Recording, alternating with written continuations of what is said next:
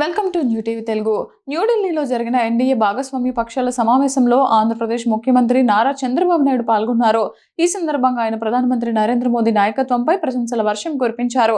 సరైన సమయంలో సరైన స్థానంలో దేశానికి లభించిన సరైన నాయకుడు నరేంద్ర మోదీ అని చంద్రబాబు అభివర్ణించారు. ప్రధానికి మోదీ 12 ఏళ్లు పాలన పూర్తి చేసుకున్న సందర్భాన్ని పురస్కరించుకుని ఆయనకు కృతజ్ఞతా తీర్మానాన్ని సభలో ప్రవేశపెట్టడం తనకు దక్కిన గౌరవంగా భావిస్తున్నట్లు పేర్కొన్నారు. ప్రధాని మోదీ ఎల్లప్పుడూ నేషన్ ఫస్ట్ అనే నినాదంతో పనిచేస్తారని చంద్రబాబు కొనియాడారు. ప్రపంచవ్యాప్తంగా యుద్ధాలు, ఆర్థిక మందగమనం వంటి అనేక సవాళ్లు ఎదురవుతున్నప్పటికీ మోదీ తన సమర్థవంతమైన పాలనతో దేశ ఆర్థిక వ్యవస్థకు స్థిరత్వాన్ని చేకూర్చారని గుర్తు చేశారు.